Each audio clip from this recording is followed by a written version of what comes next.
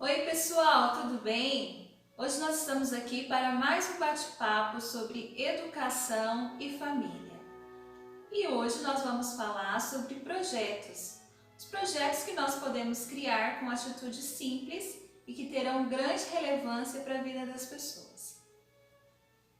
Olá pessoal, e é importante esse tema porque muitas vezes ou em alguns momentos nós pensamos que para fazer algo para a sociedade, para fazer algo diferente, para dar a nossa cota de contribuição, precisamos estar filiados a grandes instituições, a ONGs, a projetos que já têm seu histórico. Mas você pode, aí aonde você está, na sua casa, na sua comunidade, no seu trabalho, iniciar algo que pode fazer a diferença. Para alguns ou para você mesmo pode até parecer, mas é algo tão pequeno. Mas é a partir de coisas pequenas que acontecem as grandes, não é, Maria? Bom, nós iremos começar falando sobre projetos que nós realizamos, porque é uma grande ironia a gente estar falando sobre projetos e não mostrar o que nós já fizemos de projetos na nossa vida. E gostaríamos de compartilhar com vocês um projeto que marcou a nossa história, que marcou a nossa vida de uma forma maravilhosa e que até hoje a gente ainda colhe frutos desse projeto. Há alguns anos atrás, quando eu tinha 15 anos, no início do meu namoro com o Matheus, nós vimos a necessidade de contribuir com crianças que moravam na zona rural de Cravinhos. Os meus pais moravam em uma fazenda e todos os finais de semana nós íamos para a fazenda. E lá nós víamos muitas crianças que eram moradores, da fazenda, e essas crianças brincavam de frente com a casa onde meus pais moravam. Percebíamos que essas crianças ficavam ociosas e, consequentemente, elas iam para perto da gente, bater papo, conversar. E percebendo essa rotina que eles tinham, nós pensamos, o que fazer para contribuir com a educação e a qualidade de vida dessas crianças? E durante esse período surgiu no nosso coração de fazer algo para auxiliar essas crianças. E aí surgiu a ideia de nós fazermos nos finais de semana um reforço escolar, não é, Maria? Bom, os finais de semana nós fazíamos começamos assim, por partes. A princípio nós marcamos um encontro inicial e conversamos com a minha família, porque nós iríamos usar a frente da casa, o quintal da fazenda. Quem é morador de fazenda ou quem já teve contato com a roça, com a zona rural, sabe que os quintais são grandes, e a frente é um lugar maravilhoso de trabalhar, com árvores, contato com a terra. Então nós conversamos com a minha família, eles falaram, não, tudo bem, pode fazer aqui na frente de casa. Conversamos com os pais das crianças, fomos de casa em casa, família a família, explicando o que seria feito. E convidamos as crianças para o primeiro encontro. No primeiro encontro, tinha cerca de 30 crianças, isso mesmo, 30 crianças. E nós cantamos músicas, fizemos uma contação de história e depois, nos outros encontros que aconteciam todos os finais de semana, ou no sábado ou no domingo, nós também começamos a incluir um reforço escolar, ensinar essas crianças a cantarem, a construírem ritmos, a contar histórias, a falar sobre as suas dificuldades, como foram a sua semana, desenvolver a comunicação, fazíamos brincadeiras e o projeto durou muito mais tempo do que nós havíamos pensado. E foi um momento que marcou muito a nossa vida, né, Maria? Algo interessante é que com o passar das aulas, o passar dos encontros, as crianças elas iam melhorando a sua desenvoltura, inclusive passaram a fazer teatros para apresentar para os pais, lembra, Maria? Bom, em relação aos teatros, eu me recordo que a gente criava falas, que elas iriam fazer e elas começaram a ensinar. E é muito engraçado porque a primeira encenação que elas fizeram, o nosso palco foi uma carreta de trator, sabe? Um dos moradores, que também era pai das crianças, ele arrumou uma carreta de trator e a gente colocou ali, foi o nosso palco. As roupinhas eram TNTs, minha mãe também tinha máquina de costura, ela me ajudou com algumas roupinhas. E a gente encenava. E as crianças adoravam isso. Elas se sentiam atores, atrizes. E o mais legal é que os pais eram convidados para assistir e os pais iam. E a gente, pensando em receber bem as famílias, nós fazíamos pipoca. Não era refrigerante, porque nós não tínhamos uma condição financeira de bancar refrigerante para todo mundo, né? Mas nós fazíamos suco, então servíamos suco, pipoca, um pãozinho com salsicha e as crianças se sentiam muito felizes. Aquilo tinha um significado tão grande, mas tão grande para elas, que até hoje eu recebo depoimentos de algumas delas, que agora já são até pais, que mandam mensagem e dizendo quanto que aqueles momentos fizeram diferença na vida delas. É maravilhoso isso. Interessante que mesmo com pouco recurso, a gente conseguia juntar, pedir doações, uma pipoca, um doce, um suco. No final do ano, do período que a gente teve lá, a gente fazia um certificado. E elas tinham participação no conteúdo ali. A gente simplesmente não chegava e passava um conteúdo. Era um momento colaborativo. Eles davam ideias, eles davam sugestões, eles propunham situações para serem estudadas, o bate-papo, não é verdade, Maria? Então era assim, eles eram protagonistas ali, as crianças eram protagonistas ali naquele momento de encontro. E isso foi muito importante, porque não foi simplesmente chegar lá e passar um conteúdo, mas sim montarmos ali um ambiente de aprendizagem, um ambiente de desenvolvimento, onde todos eles tinham a sua participação. Isso acontecia de uma forma muito natural, né? Na época eu não tinha formação pedagógica, eu não estudava ainda pedagogia, nunca tive nenhum contato com a psicopedagogia também. E é interessante o quanto Deus nos capacita quando nós temos vontade de fazer algo.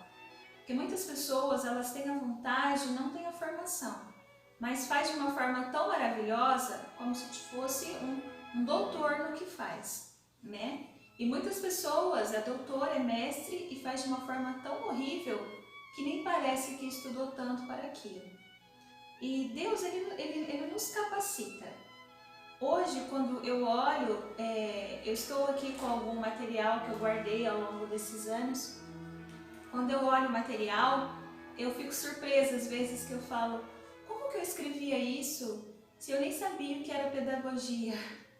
Como que eu construía um texto do gênero de teatro se eu nem sabia como era a estrutura direito de um texto assim? Lembrando que eu tinha 15 anos, né? Como que esses pais confiaram essa responsabilidade a nós de ensinar os seus filhos? A gente sabe que eram pessoas muito humildes, né? E eles tinham essa confiança, essa alegria, esse prazer em participar, sabe? Todo final de semana, se nós não fôssemos para lá fazer isso, era como se nós não tivéssemos vivido aquela semana. E aí você pode se perguntar, quais eram os recursos que você tinha? Bom, eu tinha uma bicicleta, nós íamos de bicicleta. Então, hora a gente estava a pé, hora a gente estava de bicicleta. Recurso financeiro? Zero. Porque nós não tínhamos trabalho estável, que nem nós temos hoje, graças a Deus, né? Enquanto Deus nos permite isso. Nós não tínhamos patrocinadores, nós não tínhamos. Quem nos ajudava? Um irmão, um cunhado, o pai de uma criança. E ajudava com o quê? Um pacote de pirulito, um pacote de bala, um sacejinho de suco, um pouquinho de pipoca. A pipoca doce era muito barata naquela época. ou uma bacia de fritadas de pipoca salgada. E foi maravilhoso. Hoje, olhando com um olhar psicopedagógico, eu vejo o quanto isso tem significado e teve e ainda tem, porque os frutos eles vão ao longo dos anos na vida de todas aquelas crianças. Eu me lembro, Maria, uma vez que em um determinado momento, num dia, havia uma criança lá que estava muito agitada. E agitada assim, até fora do normal. Xingando alguns palavrões, atrapalhando o ambiente. E em momento algum, a Maria, nós excluímos essa criança por ela estar agitada. Pelo contrário, nós tentávamos envolver todas elas. E nessa ocasião a Maria contou uma história para as crianças e me emociona porque no final daquela história, isso mexe comigo, no final daquela história, quando a Maria terminou de contar a história, aquela menina que não estava prestando atenção, que estava agitada, que estava até atrapalhando os colegas, ela emocionada, com o olho cheio d'água, dizendo: tia Maria, eu quero ser diferente, tia Maria, eu quero ser uma boa pessoa. Por quê? Porque nós vimos ali em algum momento um contato, uma troca de sentimento, uma transferência importante. E se em algum momento nós tivéssemos excluído aquela criança, nós não teríamos permitido com que ela conseguisse ali expressar aquele sentimento que ela tinha. Se nós tivéssemos excluído aquela criança, mandado ela para casa, vai para casa hoje, você não vai participar, nós também não poderíamos ter essa rica experiência de ver como que esses momentos podem marcar a vida das crianças e a vida nossa. Muitas vezes no nosso dia a dia a gente tem esse sentimento, você pode ter esse sentimento de repente querer separar, excluir uma criança que talvez, ou até uma pessoa que talvez não tenha se comportado da maneira que você esperava. Porém, muitas vezes esse comportamento demonstra que essa criança está precisando de mim, precisando de você. Muitas vezes o comportamento dessa criança fora do normal é uma forma dela, sem palavras, dizer: eu preciso de você. Bom, o Matheus se empolgou aqui, a gente está falando de projetos e ele já começou a falar de comportamento da criança e de não excluir nenhuma criança, né? Isso é normal, porque a gente tem essa preocupação. É algo que a gente sempre teve em todos os projetos que nós desenvolvemos e construímos. E nós somos contra qualquer tipo de exclusão de crianças dos trabalhos. Aliás, quando eu tenho uma criança que me desafia naquilo que é proposto a fazer, eu vejo ela com um olhar assim, de não, eu tenho que lutar por ela, né? Isso é até chato, porque muitas pessoas não querem lutar, né? É mais fácil excluir. E eu entendo, né? Cada um tem a sua forma de enxergar as coisas. Mas você também gostaria de ser excluído quando você não está conseguindo transmitir aquilo que você pensa? Mas vamos voltar para a questão do desenvolvimento de projetos. Para finalizar sobre o projeto esse primeiro projeto que nós estamos falando. Na época, nós intitulamos com o nome Escola Especial Luzes de Deus. Por que Luzes de Deus? Porque nós contávamos muitas histórias de literatura cristã, né? Histórias bíblicas. Outras histórias também trabalhávamos, mas o nosso foco era histórias bíblicas, porque nós acreditamos e sabemos que elas têm um grande significado para a vida do ser humano. E essas histórias fizeram muito bem a vida daquelas crianças. E como o Matheus já disse, todo final, nós trabalhamos durante 3 anos. Durante 3 anos nós desenvolvemos esse projeto, que tinha um objetivo pedagógico, auxiliar como um reforço escolar, trazer entretenimento, cultura, nós ensinávamos ritmos a cantar, a encenar e também melhorar um pouco a qualidade de vida daquelas crianças. Muitas daquelas crianças nunca tinham ido ao shopping, nunca tinham ido ao cinema, não também que fosse um hábito nosso na época, também não era.